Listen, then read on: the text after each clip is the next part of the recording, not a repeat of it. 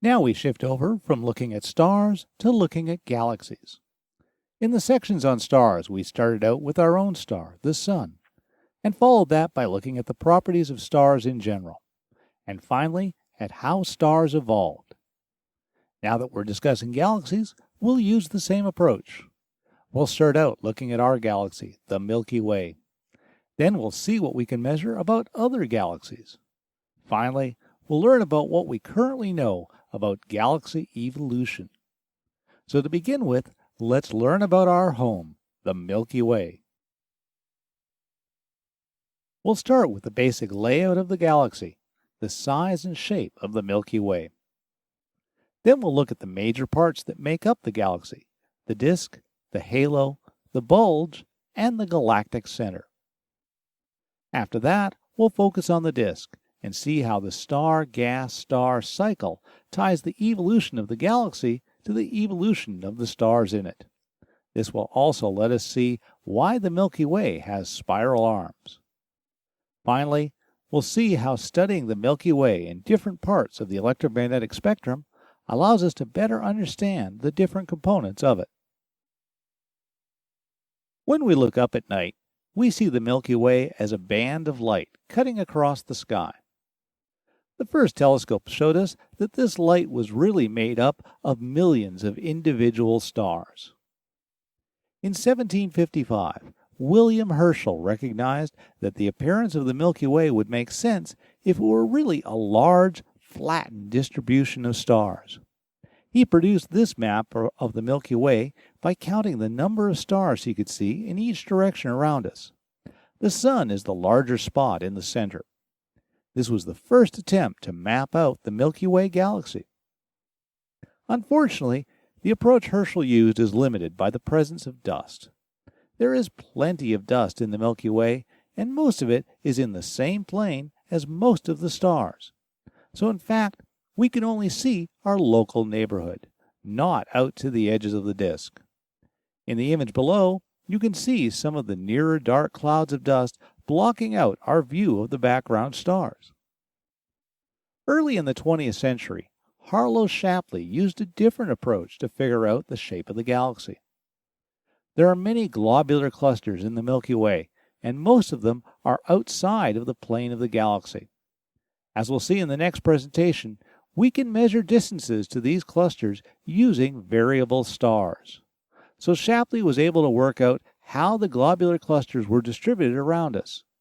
His data is shown on the graph to the right, with the green circle around the Sun.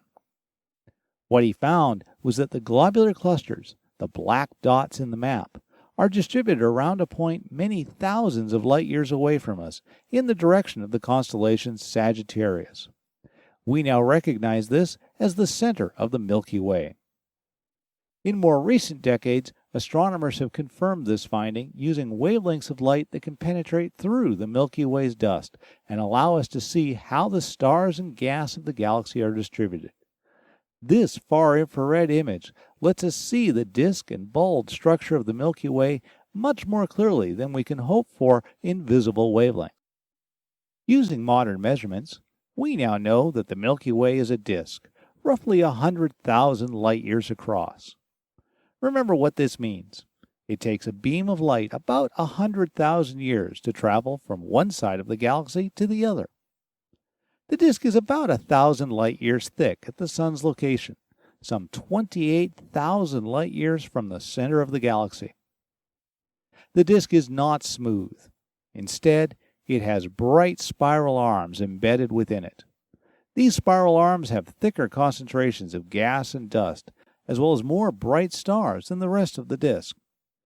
However, the number of smaller, fainter stars is about the same in and outside of the spiral arms.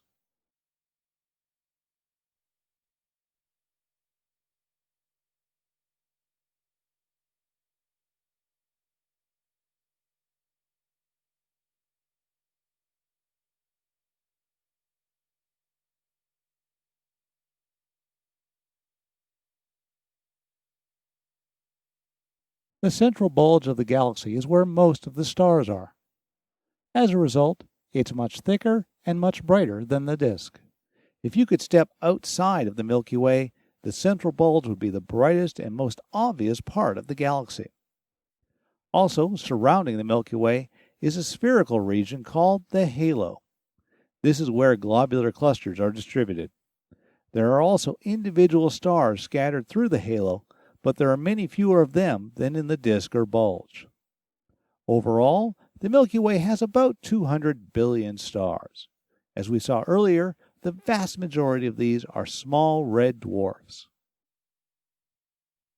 Now we're going to look in more detail at the different parts of the Milky Way, starting with the disk.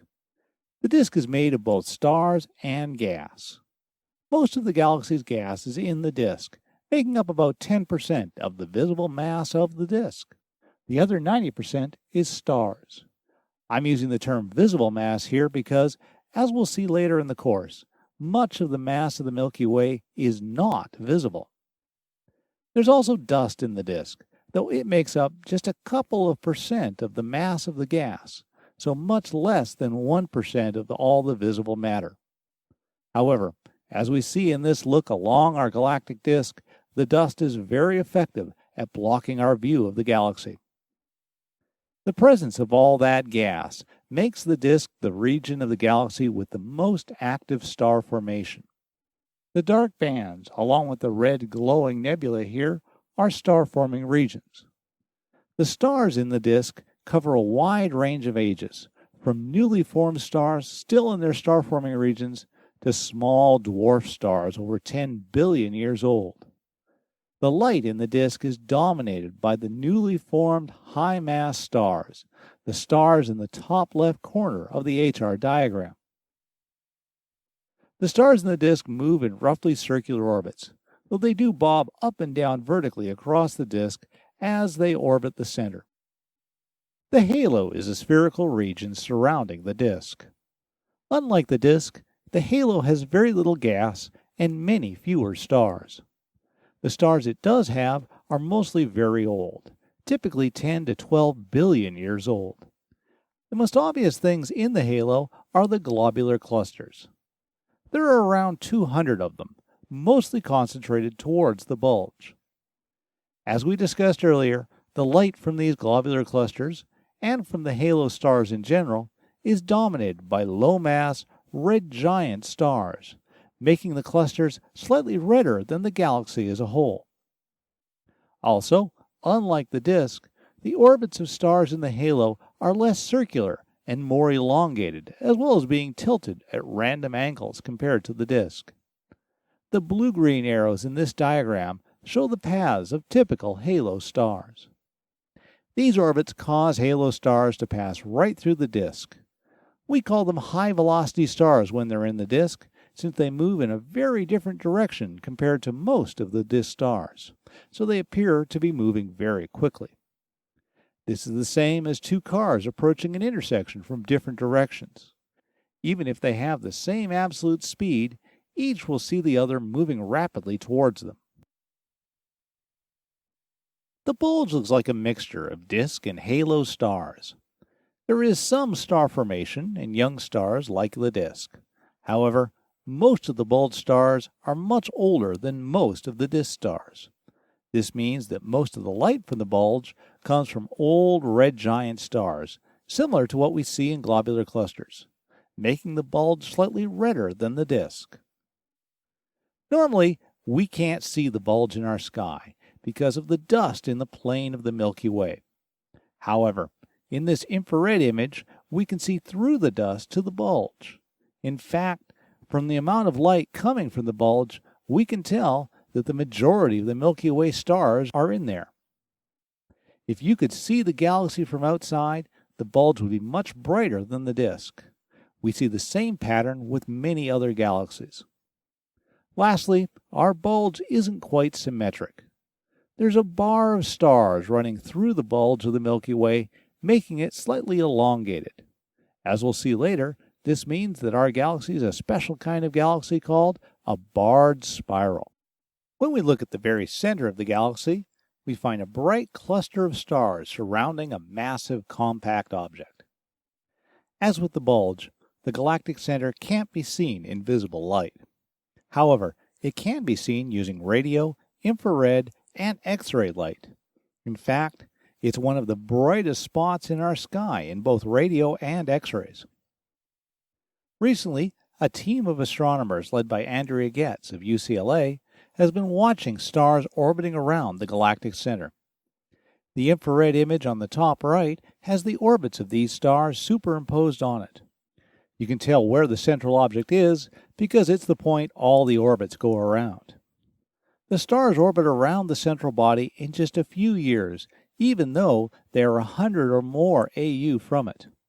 In comparison, bodies in our solar system take centuries or more to make a similar orbit. So this tells us that the object in the center of our galaxy must have far more mass than our Sun. These stellar orbits tell us that the central body squeezes 4 million solar masses into a region smaller than our solar system. The only object that could possibly fit this description is a supermassive black hole.